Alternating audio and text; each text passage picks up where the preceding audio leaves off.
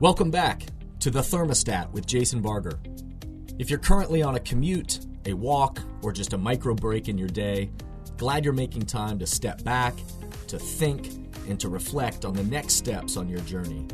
I've never been more convinced. The best leaders and team cultures in the world are the ones that make time to step back and calibrate their thermostat. I hope today's conversation leaves you feeling grounded and inspired. Now let's dive into today's topic to engage our minds and hearts in order to authentically lead and create compelling cultures wherever we are in the world. I remember hearing about Evel Knievel when I was a kid. The stuntman, the bravado stuntman performer of the 60s, 70s, and 80s. In his cape, I can still picture the cape that he wore, the red, white, and blue cape and outfits, this almost superhero-like costume and character, this stuntman that would jump piles of cars over flames on his motorcycle and would set records on the number of the longest and highest and furthest jump on a motorcycle over these cars and these flames. And I remember him being in the Guinness Book of World Records for the most broken bones ever, a human with the most broken bones ever in his life, with 433 broken bones in his life. He was this stuntman, this performer, this daredevil. And yet when I use the term daredevil leadership, I know that that's the image, at least, that comes up whenever I hear the term daredevil. I think of Evel Knievel. I think of that cape and that bravado and this, jumping, this taking this huge risk on this motorcycle and flying through the air over flames and over cars, that he was the truest daredevil. But when I use the term daredevil leadership, I know that's what I often think of when I hear the term daredevil, but that's absolutely not what I mean when I use the term daredevil leadership. Because daredevil leadership to me is not reckless. It's not about recklessly, although some would say, and Evel Knievel would say, the training, the practice, that it wasn't reckless, but yet this time after time of flinging himself into the air and breaking all these bones and all this stuff, that's not the type of daredevil leadership when I use that term that I mean. It's not about reckless. It's not about bravado. It's not about broken bones. And whereas I appreciate and love what Evel Knievel and the stunts and the performance as a leader, I don't want daredevil leaders that are reckless, that are about bravado, that are about broken bones. But in fact, being a daredevil leader is really about courage, is about entering every single day with courage rather than recklessness. Our vision and our mindset of what it means to lead matters. In fact, so the image that we have in our heads of what it even means to be a leader, it matters. Because what is an authentic and compelling leader in the world today? What does it mean to be that kind of daredevil leader, and how would we even articulate what that is? In fact, I believe, and I'd say this often in many keynote speeches or with companies and organizations that I speak with, I've used the phrase that I believe that the term leadership has been hijacked. And what I mean by that is we throw this term around so loosely. We know that we need better leadership, more leaders. We need to develop leaders. We know all of that. And we throw that around so loosely, but it's been hijacked in the sense that oftentimes people are using the term, but we haven't often taken the time within our teams, within our organizations, to step back and define what does authentic, compelling, and influential leadership really look like to us. Not reckless daredevil leadership in that sense, but what does truly courageous daredevil leadership look like?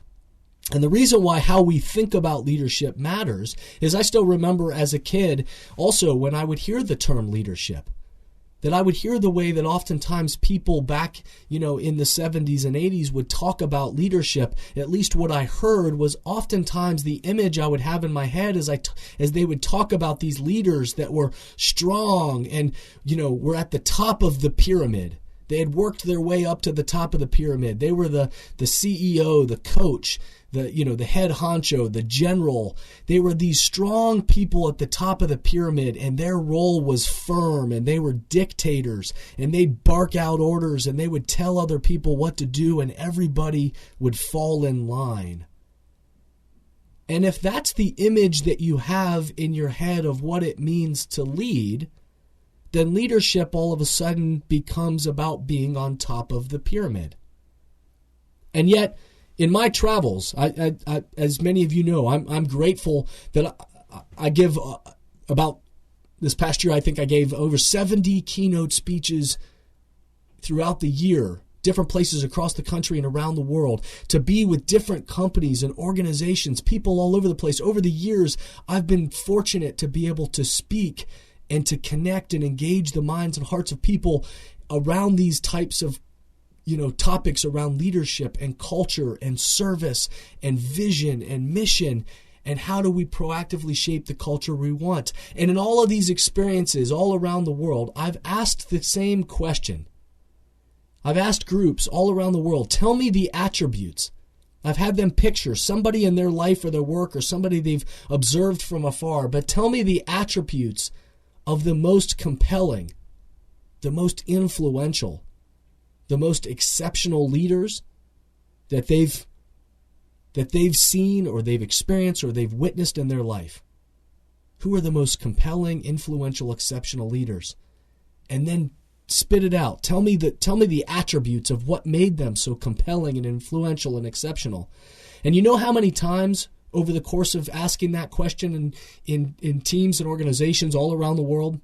Literally, I've asked that question all across the United States. I've asked it in Asia. I've asked it in Europe. I've asked it in Latin America. I've asked it in the Middle East. You know how many times the answer has come back that the most compelling, influential, or exceptional leader in their life was the description of that person at the top of the pyramid, that firm dictator, master delegator that stands at the top, barks out orders, and tells other people what to do, that master delegator. You know how many times somebody has named that as the most compelling, influential, and exceptional leader? You're right. 0. Not once has anyone ever described that person on the top of the pyramid. And so how we picture and how we think about what it means to lead matters. And in fact, what they describe, as I listen to the words that these people all around the world would describe those most compelling, influential, exceptional leaders in their life, the words that they would use, and also I've experienced this in my own life, the most influential, compelling, exceptional leaders in my life that I've witnessed, the image of leadership actually flips that pyramid upside down. The kind of attributes they describe, the most influential, exceptional, compelling leaders, they don't see themselves at the top of the pyramid, even if they are in that hierarchical sense. Even if they are the CEO, the head honcho, the coach, the general, whatever, even if they are at the top of the hierarchical, organizational chart, but they don't see themselves that way. In fact, they see themselves at the bottom of the pyramid. They flip that pyramid upside down in their own mind and their own heart, and they see what it actually means to be courageous and a daredevil leader is actually to be at the bottom of the pyramid, to put people in positions so they can be successful, to serve a mission greater and bigger than themselves, and to find people and give them the tools and resources so that we as a whole can be successful. And so how we think about leadership and how we think about what it means to lead matters, because if we see that leadership is about being at the top of the pyramid, then every room we walk into, every meeting we have, that's the mindset of leadership that we will show up as.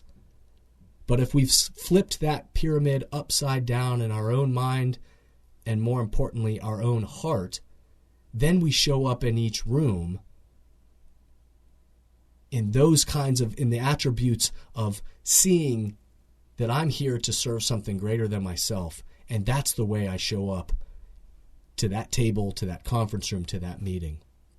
So the attributes that people would describe to me as I listened, and I've written these down all over the world, supports actually the research that many different groups around the world. I know Forbes has been studying this.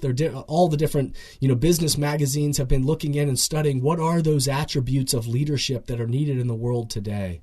If you know anything about the world of education, you know the journey that throughout the education system, this idea of 21st century skills, and trying to identify what are those skills and attributes and traits that we need to be developing in kids as they grow into this world that's changing so quickly. What kind of leadership skills do they need in order to thrive in this changing world?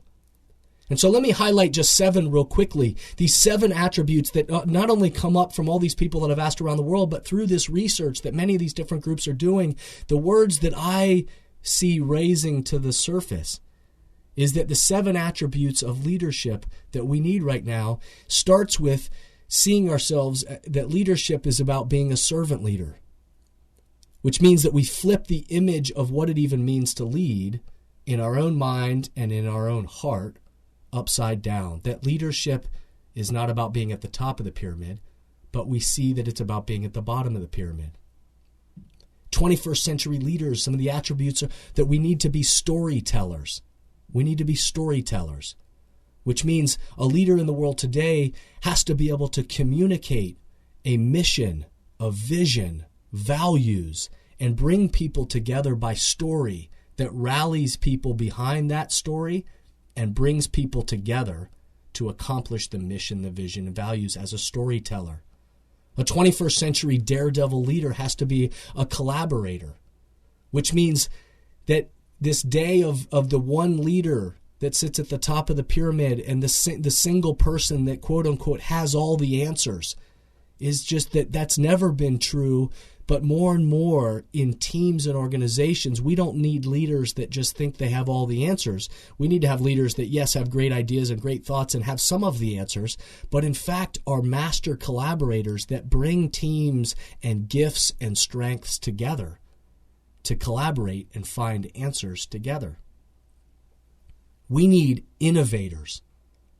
21st century leaders are innovators, which means every leader is showing up to challenge the status quo, not changing just for the sake of change, but the true term, the definition of what it means to innovate, real simply put, the definition of what it means to innovate is just to find a better way to do something. And so 21st century leaders are going to be innovators in their search every single day to find a better way to do what they do. 21st century leaders are going to be daredevils. And again, the way that I talk about this is not in the reckless, taking these risks that are reckless, but in courage, stepping up and saying, how can we dare to begin? Dare to challenge the status quo, to stimulate progress, not recklessly, but courageously say, what are the actions that we need for progress? What are the things that need to be said? Who are the people we need to stick up for? What is the way that we're going to move our mission forward? A 21st century leader is going to have to be an adapter, which means they recognize in the world that we're in today that change is everywhere. And so we must be able to adjust, to adapt, and then also to lead to action. And lastly, in these 7 attributes at least, that we're going to need to be global citizens. And what I mean by that is not just a global citizen in the sense of having a global picture of the world, although that is helpful and increasingly the way that the world is working, we need to have that kind of global planet perspective, yes. But what I mean by global citizen also is that within your team and organization, leaders are going to have to see the bigger picture beyond just their department, beyond just their role, beyond just their local view. That leaders have to be able to step back and see the bigger mission and how all the parts fit together in this kind of global way. These aren't the only attributes of compelling leadership in the world today. Certainly, of course, they're not. But they are many of the non-negotiable skills and attributes that teams need to thrive in the world that we're in right now. These are the attributes that we don't all just naturally have. We need to strengthen in all of us in order to thrive and to continue to stimulate progress. And the best leaders and teams realize that we as people don't naturally have all these attributes as strengths.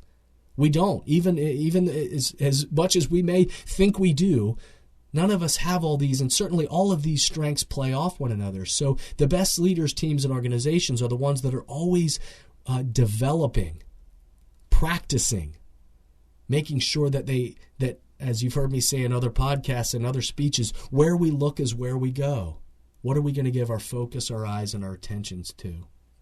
Because if we can't define what it means to truly be a leader, if we can't define what authentic and compelling and exceptional leadership looks like on our team and our organization, then we can't be surprised when it doesn't exist. So in your team, in your organization, your family, your company, the organization you volunteer for, whatever that is, how you develop the mindset of your people, how you develop leaders and define what that is, and proactively shape your culture of the way you think, act, and interact, that is what will impact your outcome. The world needs more daredevil, not reckless, but courageous leaders, authentic leaders, and compelling leaders who serve something greater than ourselves and rally people toward powerful missions.